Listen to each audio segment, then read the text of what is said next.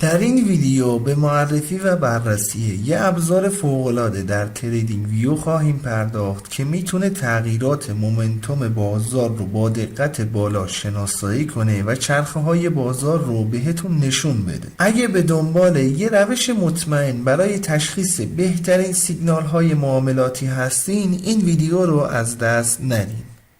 دوستان عزیز سلام، من علیرضا هستم و به کانال خودتون، کانال گلدن تریدینگ سیستم خیلی خوش اومدین. خیلی خوشحالم که با یه ویدیو دیگه میتونم در خدمتتون باشم. اندیکاتوری که در تصویر مشاهده میکنید یه ابزار نوآورانه تحلیلی تکنیکی هست که با استفاده از تحلیل رگرسیون خطی و نرمال سازی روند به شناسایی تغییرات مومنتوم و چرخه‌های صعودی و نزولی بازار کمک میکنه. نحوه عملکرد اندیکاتور بدین شرح هست که جهت روند بازار رو با اعمال رگرسیون خطی بر یک سورس قیمتی مشخص و در یک بازه زمانی معین محاسبه میکنه. سپس با مقایسه مقادیر تاریخی روند مومنتوم صعودی یا نزولی رو از طریق یک سیستم امتیازدهی پویا شناسایی میکنه. نرمال سازی امتیازات باعث میشه که مقادیر خوانده شده حتی در شرایط متغیر بازار قابل اطمینان و یک پارچه باشند. بنابراین اصلی ترین جزء اندیکاتور این خط نرمال سازی شده هست که بالاتر و پایین تر از لول 0 نوسان میکنه. این خط به رنگ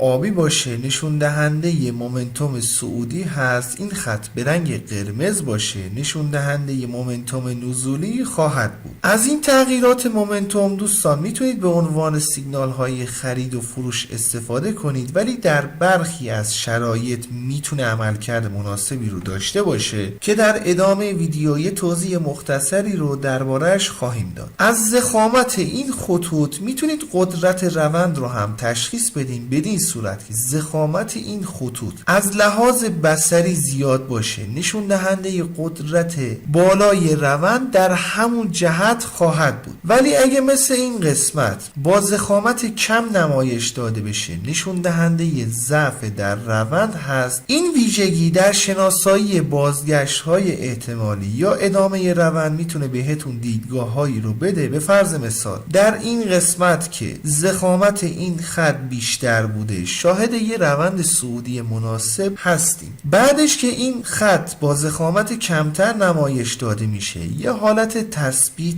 در قیمت رو مشاهده میکنیم. باز هنگامی که ضخامت خط یه مقدار بیشتر میشه یه حرکت صعودی به سمت بالا رو در قیمت مشاهده میکنیم و در نهایت با کمتر شدن ضخامت خط این نوید رو به همون میده که ممکنه به زودی روند تغییر پیدا کنه. این اندیکاتور دوستان در اکثر شرایط بازار معمولا عملکرد مناسبی رو داره، ولی اگه در یک بازاری قرار داشته باشیم که روند مشخصی رو دنبال میکنه بهتره از این اندیکاتور برای شناسایی روند استفاده کنیم. هنگامی که مثل این تصویر در یک بازار نوسانی قرار داشته باشیم برای شناسایی بازگشت های احتمالی این اندیکاتور بسیار مناسب هست، ولی اگه در یک بازار پرنوسان قرار داشته باشیم بخوایم برای ورود به معامله ازش استفاده کنیم یه مقدار این سیگنال ها با تأخیر صادر میشن و جزئی از روند رو از دست میدیم. در این جور مواقع یا باید با اتخاذ تدابیری این اندیکاتور با سایر ابزارها ترکیب بشه یا اینکه برای بهینه‌سازی اندیکاتور تصمیماتی رو بگیرین. ولی در کل هنگامی که در یک روند مشخص یا در یک بازار نوسانی قرار داشتیم این اندیکاتور بهترین عملکرد رو براتون خواهد داشت. بنابراین اگه زمانی که اندیکاتور تغییر مومنتوم رو تایید میکنه و با تحلیل های دیگه هم هماهنگ هست میتونید وارد بازار بشین، یا اینکه به محض تغییر مومنتوم اگه معاملات باز داشته باشین معاملات رو مدیریت و یا از بازار خارج بشین.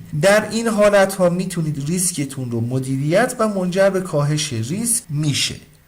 مورد بعدی که فکر میکنم بهترین کاربرد اندیکاتور هست و منو متقاعد کرد که این اندیکاتور رو خدمتتون معرفی کنم، قابلیت اندیکاتور در شناسایی حرکات اصلاحی بازار هست. هنگامی که در یک روند صعودی قرار داشته باشیم و این خط بالاتر از لول 0 به رنگ قرمز نمایش داده بشه ولی نتونه خودشو به پایین تر از لول 0 برسونه و دوباره تغییر مومنتوم رو شاهد باشیم، نشون میده که این تغییر مومنتوم در یک حرکت اصلاحی بازار اتفاق افتاده و با تغییر مومنتوم از نزولی به صعودی این آلرت رو به همون صادر میکنه که احتمالاً ادامه روند رو شاهد باشیم. بنابراین در این قسمت میتونیم اقدام به معامله کنیم. برای روندهای نزولی هم بالعکس هست، یعنی هنگامی که این خط پایین تر از لول 0 تغییر فاز مومنتوم به صعودی رو داشته باشه ولی نتونه خودش رو به بالاتر از لول 0 برسونه و در ادامه تغییر مومنتوم به نزولی رو داشته باشیم، یعنی اینکه در یک حرکت اصلاحی بازار قرار داشتیم و حالا با تغییر مومنتوم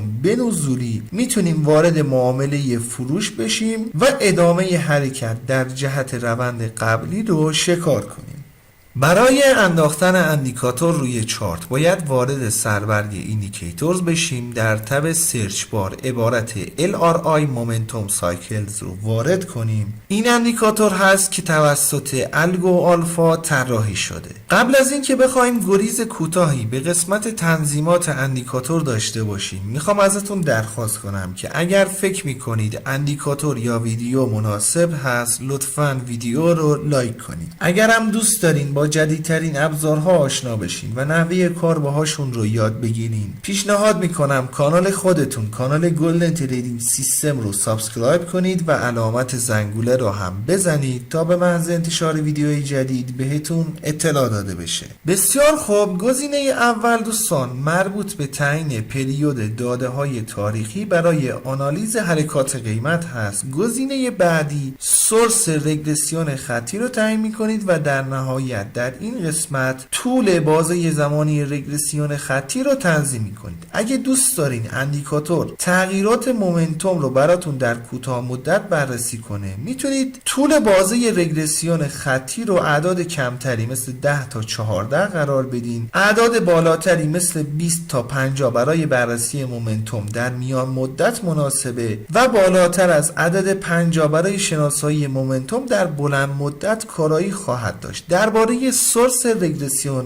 اگه در یک بازار پرنوسان قرار داشتین میتونید از سورس HL2 استفاده کنید که دقیق تر خواهد بود. ضمناً اندیکاتور قابلیت تنظیم آلرت رو هم داره و تغییر فازهای مومنتوم از صعودی به نزولی یا حالا بالعکس رو میتونید تنظیم کنید که احیانا اگه اتفاق افتاد بهتون هشدارهایی رو صادر کنه. انشالله که براتون مفید باشه.